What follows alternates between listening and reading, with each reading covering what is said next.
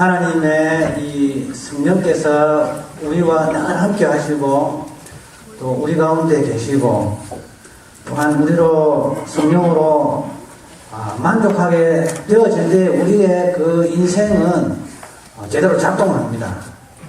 자동차에 기름이 없으면은 부릉부릉 가다가 꺼져버리듯이 우리 인생에 주님의 성령이 충만하게 가하지 않으면은 이렇게 제대로 작동이 되지 않습니다. 기계도 마찬가지입니다. 기름칠이 안 돼 있으면은 기계가 아무리 톱니바퀴가 잘 구성이 되었고 아무 어떻게 좋은 재질로 만들어졌다 할지라도 기름칠이 되지 않으면은 소리가 나고 기계가 부서져 버립니다. 그래서 우리 성령님 하나님의 은혜는 우리 인생 가운데 있어서 떠나서는 없으면은 인간은 불행할 수밖에 없는 그러한 존재인 것입니다. 오늘도 우리 성가대 찬양의 이 가사와 고백처럼 우리 안에 성령님 충만하게 임하여 주시옵소서. 성령의 충만함을 받는 우리 성도님 되실 주님의 이름으로 축원합니다. 많은 사람들이 이제는 세례 요한에게로 가기보다는 예수님께로 갔습니다. 이 말을 다른 말로 표현하자면은 이렇습니다. 예수님께서 세례 요한보다 더 많은 제자를 삼고 예수님께서 세례 요한보다도 더 많은 사람들에게 세례를 베풀었다라는 것입니다. 그래서 오늘도 이러한 주님의 사역은 이렇게 계속 이루어지고 있습니다. 예수님께서 세례를 베푸신 것 같지만은 예수님을 따라다녔던 제자들이 세례를 베푸신 것입니다. 예수님이 친히 세례를 베푸신 것이 아니라 그를 따라다녔던 제자들이 예수님의 이름으로 세례를 베풀었다는 것입니다.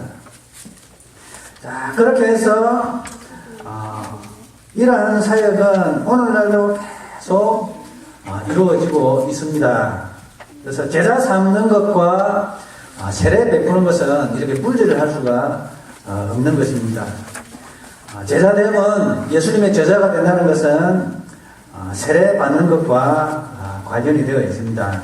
그래서 제자가 되고 예수님의 사람이 된다는 것은 세례를 받는 것과 어찌 보면은 이렇게 같은 말입니다. 왜냐하면은 세례는 죄에 대해서 죽고 이제 주님과 함께 부활함으로 새로운 사람이 된다라는 것이 이 세례가 상징하는 것이거든요. 그래서 예수님의 제자가 된다는 것은 주님과 함께 세례에 동참하는 것입니다. 요단 강가에서 그때 당시를 기억해 보십니다. 예수님의 제자들이 어떻게 세례를 베풀었습니까? 오늘날로 말하자면은 제가 이 재정부실에 보면은 이게 있어요. 이게 세례 베풀 때 쓰는 물 이렇게 그릇이 하나 있는데 세례를 베풀 때에 누가 이렇게 들어주시면은 제가 이제 제가 뭐 이렇게 들고도 할 수도 있고 또 편의에 따라서 우리 장로님이나 우리 또 성도님 가운데 들어주시면은 그걸 가지고 물로 이렇게 뿌립니다만은 이것을 이제 약식 세례라고 합니다. 약식 세례. 자, 약식 세례를 생각하실 때에 여러분 세례의 의미가 뭐라고 생각하십니까? 이렇게 뿌려져 가지고 좀 의미가 조금 약하지 않습니까? 뿌려져서 새로운 사람 되어집니다. 이러한 정도에서 거치는데 그때 당시 예수님께서 세례를 베푸실 때는 온몸으로 세례를 베풀었습니다. 옷을 입고 지금도 가면은 요단강가에 가면은 이렇게 옷을 이렇게 입고 긴 가운을 입고 이렇게 세례를 베푸는데 어떻게 하는가 하면은 물에다가 푹 집어넣습니다. 그러면은 나의 죄악된 옛 사람은 이제 죽는다는 것입니다. 빠져가지고 이제 무덤에 장사됩니다. 함께 죽는다. 죽고 그 다음에 물에서 다시 끄집어 올려낼 때에 나의 옛 사람은 이제 죽고 새로운 사람으로 거듭났다라는 것이 이제 세례가 상징하는 것이거든요. 그래서 제가 이게 다녔던 미국 이 학교에는 이게 침례 교단이었습니다. 그래가지고 저보고 제가 이제 졸업할 때에 이렇게 졸업하기 전에 미스터 문, 여기 문도 많은데 침례 한번 받고 졸업하라고 저보고 막 그러더라고요. 그래서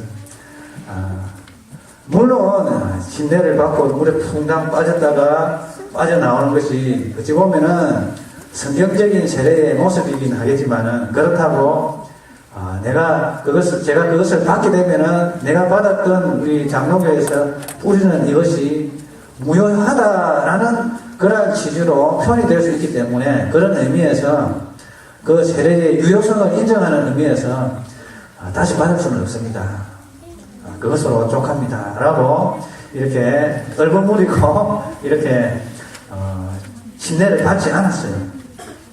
그래서 그런 의미에서 어찌 보면은 주님과 함께 죽고 이제 주님과 함께 새 사람으로 되어지는 그리스도의 죽으심과 죄에 대해서 죽고 의에 대해서 살아나는 새로운 사람이 새로운 생명 가운데로 살아나는 것이 바로 세례의 의미이거든요. 그래서 그것을 잘 보여주는 것이 이 문세례입니다. 풍당 빠졌다가 풍당 다시 올라오고. 그러나 우리는 이러한 양식으로 세례를 베풀지만은 우리 성도님들이 잊지 말아야 될 것은 그 세례의 참된 의미는 옛사람은 이제 죽었다. 그리고 나는 이제 새로운 사람이 되었다. 주님과 함께. 이것을 잊지 말아야 된다는 것입니다. 그래서 세례는 예수님의 제자가 되고 예수님을 따르는 그리스도인이 된다는 것은 예수님과 함께 세례받는 자다라는 거라는 것입니다. 그래서 세례는 주님과 함께 죽고 주님과 함께 사는 것입니다. 따라하시겠습니다. 세례는 주님과 함께 죄에 대해서 죽고 주님과 함께 의에 대하여 사는 것이다. 이것이 우리 그리스도인의 믿는 도리의 핵심이 되어지겠습니다. 그래서 이러한 소식이 예수님께서 세례를 베푸시는 것이 이 세례 요한이 베푸는 것보다 더 많아지는 그러한 그것이 소문이 나기 시작했습니다. 많은 사람들이 주님께로 옵니다. 그분에게는 능력이 있고 그분에게는 치유가 있고 그분에게는 권세가 있으시다. 다른 보통 선생님들하고는 틀리다. 바리새인과 사두개인 그분들 우리가 존경해왔지만 그분하고 틀리다. 우리가 겉으로 메시아가 아닌가 하고 생각했던 이 세례요한과는 또한 더 차원이 높은 그런 사람. 그래서 예수님께로 사람들이 몰려들기 시작했습니다. 그래서 갈급한 심령들에게는 이것이 희망의 소식이 되었습니다만은 다른 한편으로는 사람들 사이에서 한 인물이 부각이 되어지는 한 사람에게 집중이 되어지는 것에 대해서 극도로 예민한 경계심을 가지는 그러한 부류의 사람들이 있었습니다. 사람들로부터 존경을 한 몸에 받고 있었던 그때 당시에 정치적, 종교적 지도자들이 그러했습니다. 다 그런 건 아닙니다만 대다수의 그러한 정치, 종교 지도자들이 예수님에 대해서 극도의 경계심을 표현을 했는데 그 중에 사두개인이 있었고 바리새인들이 있었습니다. 사두개인은 이 대제사장이 되어지는 그러한 사람입니다. 사두개인과 바리새인이 조금 신앙적으로 다르게 살아갔습니다. 사두개인들은 죽고 난 다음에 세상이 있다는 것을 믿지 않았습니다. 그리고 영적인 존재를 믿지 않았습니다. 그래서 천사의 존재도 믿지 않았고 그리고 마귀의 존재도 믿지 않았습니다. 그리고 죽은 이후에 부활을 또한 믿지 않았습니다. 자, 그러자면 이 신앙을 오늘날로 말하자면은 이 사두개인들은 대제사장들은 신앙적으로 말하자면은 정통 신앙에서 벗어난 자유주의 신학자들이다라고 보시면 됩니다. 하나님을 믿는다고 하지만은 그 속에 있는 중요한 핵심적인 알맹이들을 믿지 아니하는, 그러니까 오늘 성경을 이렇게 읽으면서 같은 성경을 가지고 있습니다만은 그 성경에서 자신들이 믿고 싶어하는 추구하는 그런 것에 비추어서 성경을 필요한 부분을 이렇게 꼬집어서 믿는 그러한 사람들.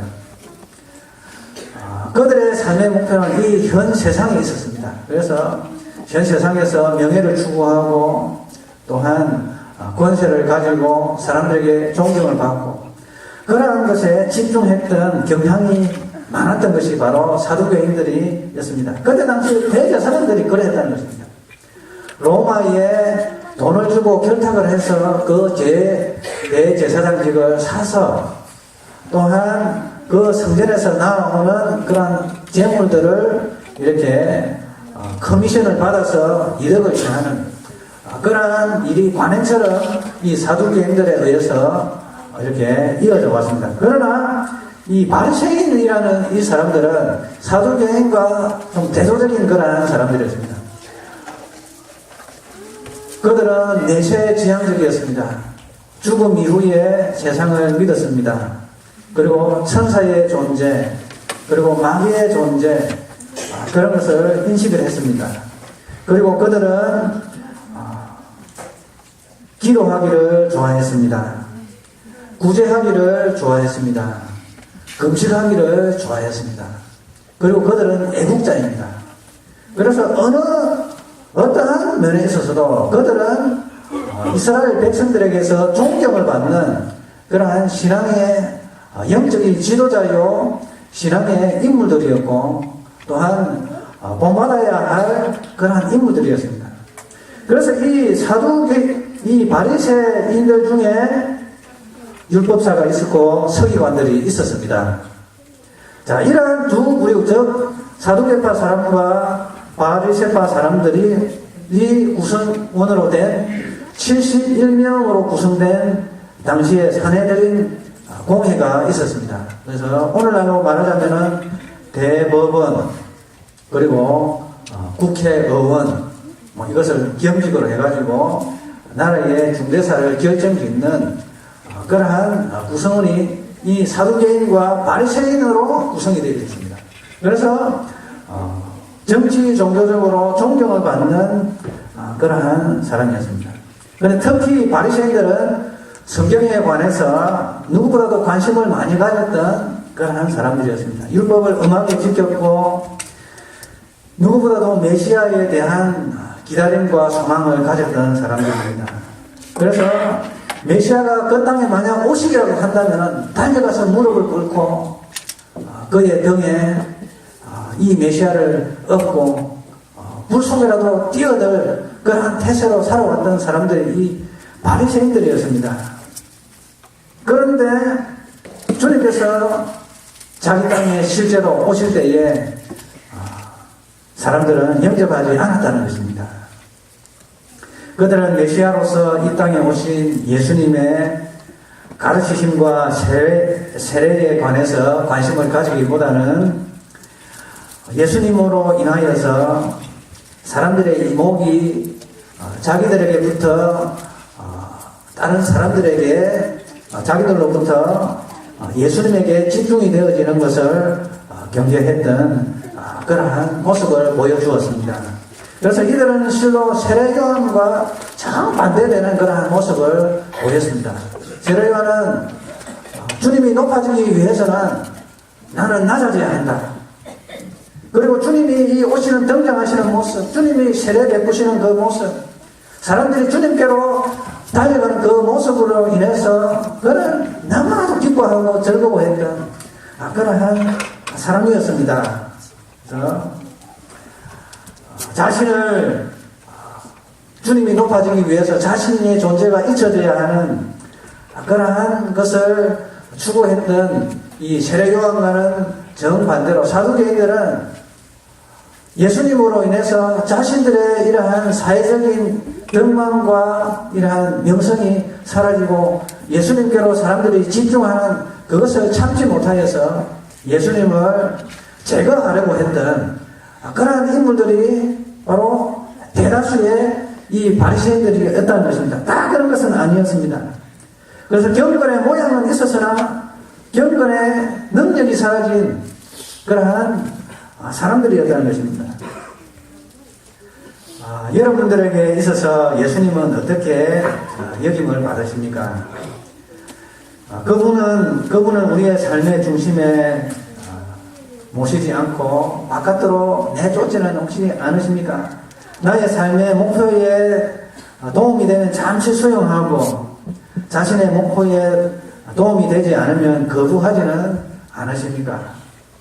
자, 그러한 것을 우리는 무엇이라고 부르는가? 기복적, 자기중심적, 자기우상적이라고 표현합니다. 그래서 성경 사도의 서신들로 보면은 너희 안에 우상을 제거하라.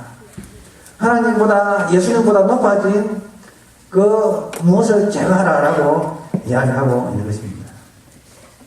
우리는 이러한 기복적, 자기중심적, 우상적인 신앙의 모습을 가지고 있습니까? 아니면은 우리들의 관심이 그분의 제자됨과 세례받음에 관심이 집중이 되어 있습니까?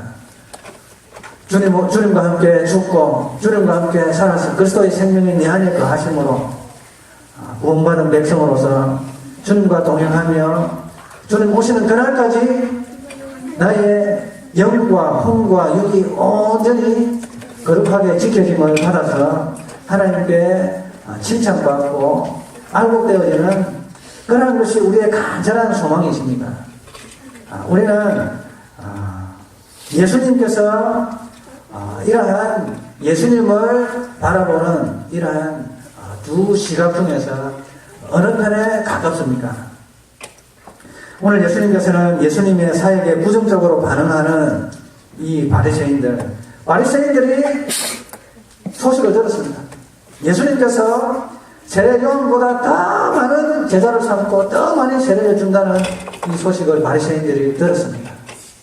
경계하기, 극도의 경계심을 가지기 시작했습니다. 그 소식을 예수님이 듣게 되었습니다. 그 소식을 듣자 예수님은 어떠한 반응을 보이셨습니까? 첫 번째로 포기하셨습니다. 버리셨습니다.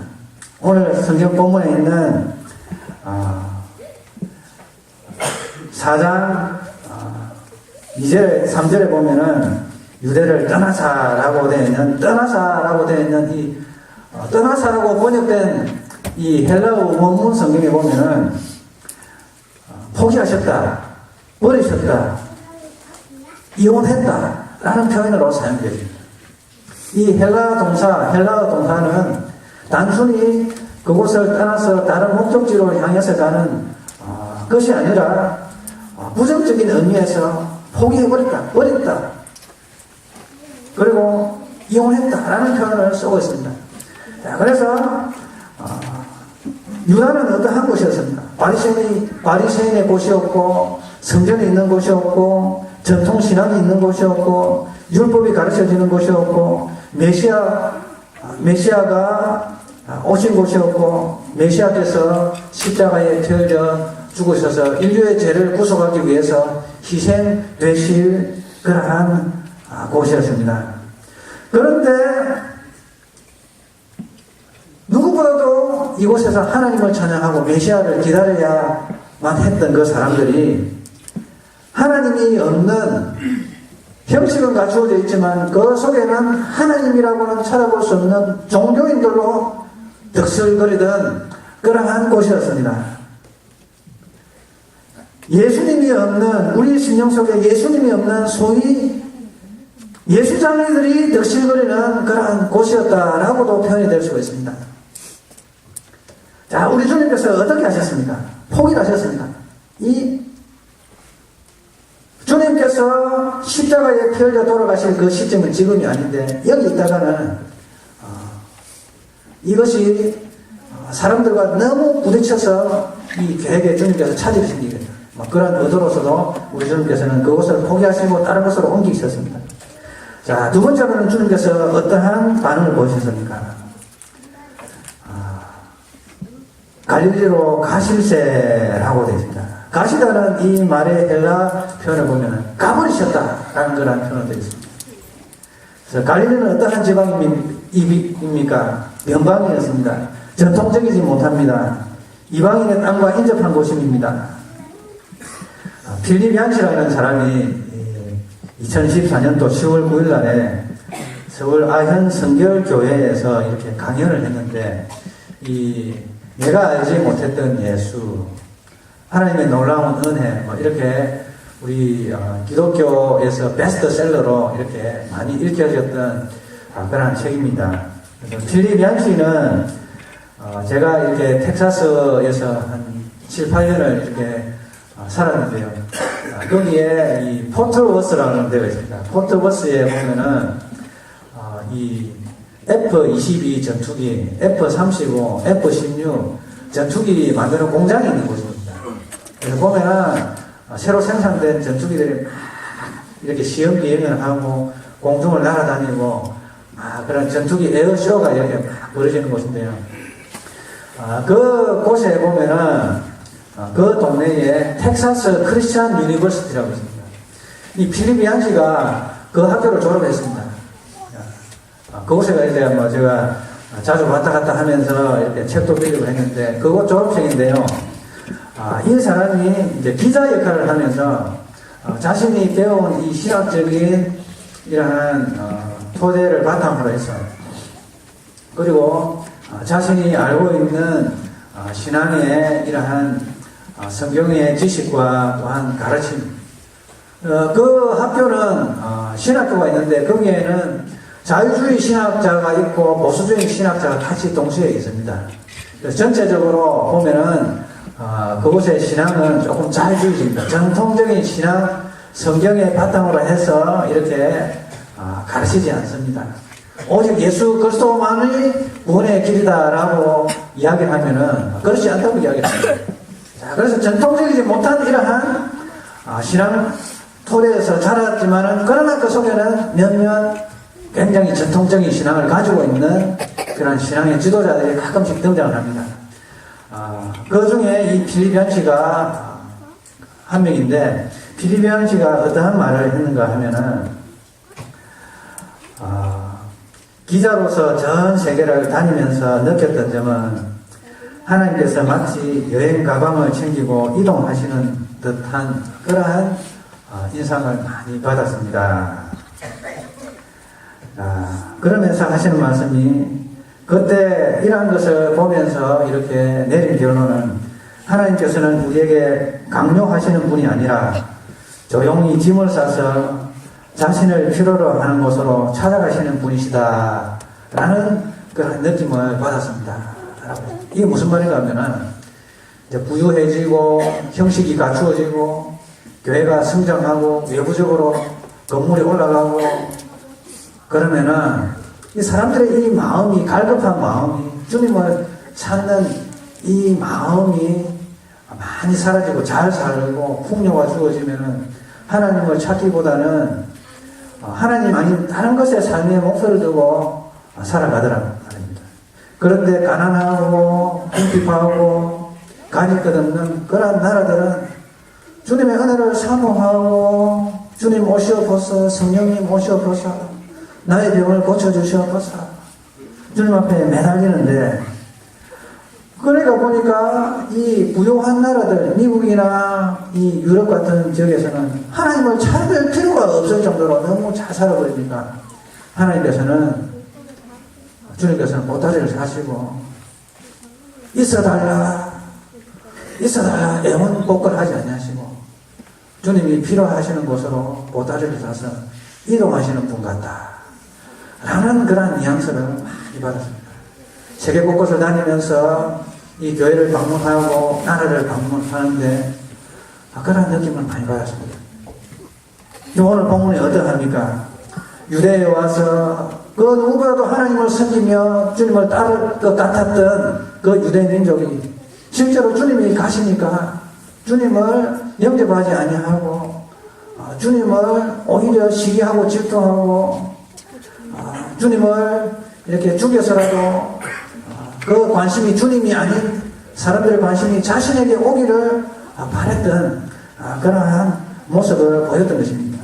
그래서 우리 주님께서는 그것을 떠나버리셨습니다. 떠나버리시고 이제 주님이 필요한 곳으로 옮기기 시작했습니다. 그런데 4절에 보니까 어디로 통과하셨습니까? 사마리아로 통과하셔야 했는지라. 원문 성경에 보면은 우리들 이런 표현이 되어 있습니다. 원문 성경에는 어떤 표현으로 되어 있는가 하면은 한편 그가 재촉하셨습니다. 그 자신을 재촉하셨습니다. 사마리아를 통하여 지나가기를 그분께서 그 자신에게 재촉하셨습니다. 이 무슨 말인가 하면은 우리 주님께서는 이 갈급하고 자신을 기다리고 있는 전통적이지는 못하지만 형식적으로 성전이 있지도 않고 형식적으로 잘 갖춰지지 않았지만은 유대 사람들에 의해서 혼혈민족이라고 잡종들이라고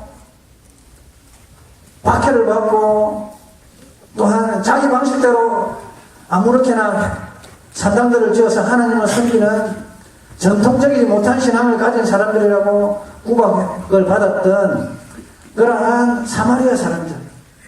그러나 그들은 메시아를 기다리고 있었고 갈급한 심정을 가지고 있었습니다. 그들은 전통적이지 못하고 경건하지 못하였습니다. 앞으로 만나게 될 사마리아 여인의 대표적인 이 여자 우물을 물기로 온 그 여자는 5번이나 이혼하였습니다. 그리고 6번째 살고 있는 이 동거하고 있는 이 남자도 자기 남편도 아닙니다. 그런데 경건했던 일주일에 2번씩 금식하고 구제하기에 힘썼고 그리고 성경을 달달 외우시게 했던 그런 경건한 바리새인들은 주님을 영접하지 아니했는데 이러한 선하고 천한 존경받지 못했던 이 사마리아 사람들은 예수님 오셨다는 메시아가 오셨다는 메시아라는 그 소식을 듣자마자 몰려와가지고 예수님 우리 고을에 좀 머무십시오. 머물러 주십시오. 그렇게 해가지고 우리 주님께서 그곳에서 며칠을 머무셔서가지고 강론하시고 병을 고쳐주시고 그렇게 했지 않습니까? 그래서 우리 주님께서는 갈급한 심령, 정말 주님을 사모하는 심령, 주님을 필요로 하는 그 심령은 그들을 만나시기 위해서 마음이 급하셨다는 것입니다. 그분께서 그분 자신을 재촉하셨습니다. 사마리아를 통과해서 지나가기 위해서. 갈릴리로 가시지만은 유대 사람들은 갈릴리로 가지 아니하고 빙 둘러서 갔습니다. 그러나 우리 주님께서는 유대인의 풍습에 따르지 아니하시고 유대인들이 들으면은 기절 촉봉할 노릇입니다. 왜 저 사람이 유대인이 사마리아로 지나가는가?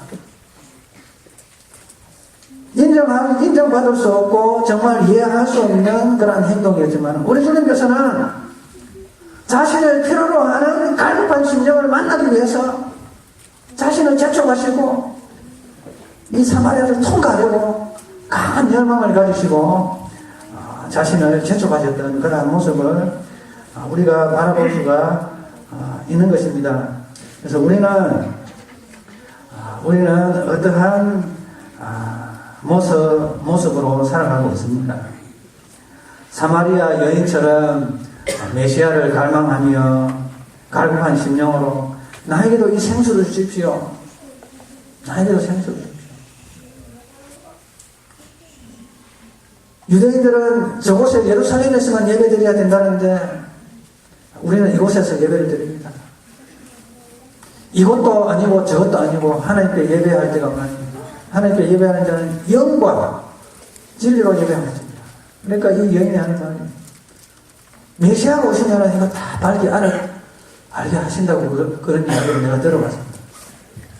내가 말하노니 너가 이야기하고 있는 그 사람 바로 메시아다 라는 이 소식에 그녀는 물동이를 던져버리고 물기를 왔다가 물을 던져버리고 동네로 가서 전도를 합니다. 그리고 돌아왔습니다. 갈급한 심령으로 가득했던 그 사마리아를 우리 주님께서는 가셨습니다. 우리는 어떠한 모습입니까? 누구보다도 주님을 잘 믿을 것 같은 환경을 잘 갖추고 있습니다. 신앙이 밖에도 없습니다.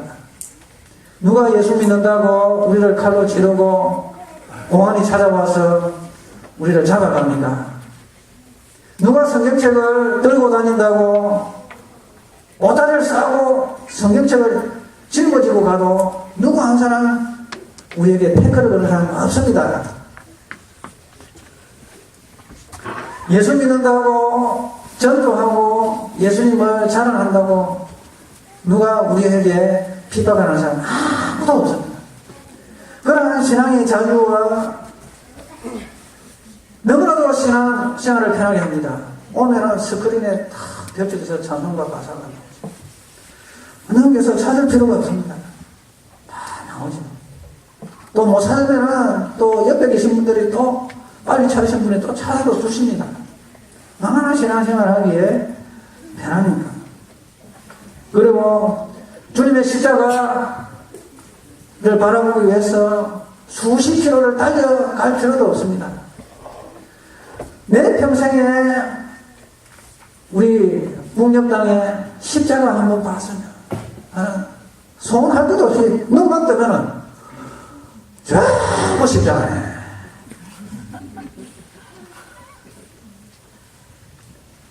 너무나도 우리는 좋은 환경 가운데 살아가고 있습니다. 그러나 우리의 심령 깊은 곳에서는 주님을 갈망하는 그 마음이 차지하고 있었습니까? 우리는 주님을 더욱더 갈망해야 될 줄 믿습니다.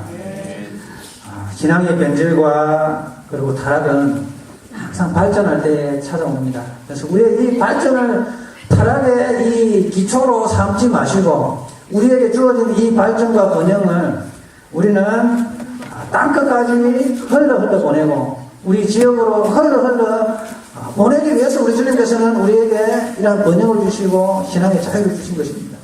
이러한 것을 망각해버리고 자꾸 안으로 높아지고 골마지면은 분열되고 싸우고 또 뭔가를 잃어버려야 되고 그러게 됩니다. 교회가 풍지박산이 납니다. 그래서 제가 한인교회에 이렇게 여러 목사님들하고 이렇게 만날 기회가 있어요. 미국에서 우리 자유가 주어지고 번영이 주어진 우리 미국에 있는 한인교회가 돌파구가 지금 이대로는 되지 않습니다. 우리의 관심을 우리 안에가 아닌 바깥으로 가야 된다. 선교를 나가야 된다.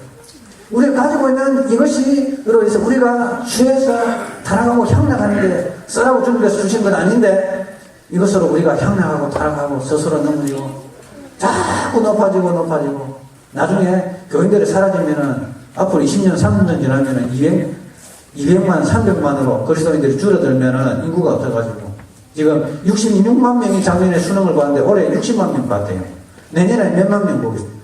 뚝뚝 떨어지면은 대학들도요, 지금 문 닫아야 될 대학들이 많고, 그런 식으로 따지면은 교회도 구조조정으로 들어가가지고 건물을 매각해야 되고, 팔아야 되고, 그런 일들이 발생합니다. 그래서 우리가 자꾸 외부적으로 쌓을 것이 아니라, 우리의 형편 가지고, 전도하고, 선도하고, 바깥으로 보내고, 또 우리 젊으신 분들, 또 은퇴하신 분들, 노년에 보람된 일을 위해서 선교지로 가셔가지고 몇 년 동안 자원봉사하시고 이러한 일로 우리가 집중을 해야 될 것입니다. 그래서 우리 교회들은 성금을 못 얻어서 선교비를 보내고 이러한 일에 우리가 앞장을 서야 되겠습니다. 그래서 우리는 이 풍요를 감당치 못하여서 타락하고 쓰러져서는 안 되겠습니다. 우리에게 주어진 이 풍요, 우리에게 주어진 이 신앙의 자유, 방종으로 이어지는, 나태함으로 이어지는 그러한 모습이 아닌 주님께 보냄을 받는 그러한 사람으로서 쓰여지는 우리의 삶이 되어져야 할 것입니다. 회복되어 사명 감당하는 우리 성도님들 되시기를 주님의 이름으로 축원합니다. 하나님 아버지 감사합니다. 우리에게 많은 것이 주어졌고 신앙의 자유가 있고 또한 논리적으로 보면은 그 어느 때보다 하나님을 사랑하며 주님을 사모할 수 있을 것 같은 그러한 환경이지만 실제로 우리의 모습은 더욱더 주님을 떠나며 우리 속에 참된 주님을 갈망함이, 주님의 세례를 갈망함이 없이 살아온 저희들을 바라봅니다. 하나님 아버지, 주님께서는 갈급한 심령, 가난한 심령, 주님을 필요한 심령들에게 찾아가십니다. 하나님, 우리의 마음이 갈급하게 하여 주시고 우리가 주님으로, 주님만이 우리의 만족이 되게 하여 주시옵소서. 우리에게 오시옵소서. 우리를 떠나가지 마옵소서. 하나님, 우리에게 주어진 이러한 조직과 제도와 그런 형편들이 땅끝까지 이르러 주님 사명 감당하는데 쓰임받기 위해서 우리가 잘 사용하는 선지기의 역할을 감당할 수 있도록 아버지, 우리 교회를 깨우쳐 주시고 우리 전도회를 깨우쳐 주시고 우리 각 부서를 깨우쳐 주시고 하나님 아버지, 우리 성원교회를 깨우쳐 주시고 우리 종국교회를 깨우쳐 주시옵소서. 주여, 성령께서 떠나가지 마옵시고 다시 돌아오시옵소서. 임하여 주옵소서. 우리를 사용하여 주옵소서. 주 예수 그리스도의 이름으로 기도드리옵나이다.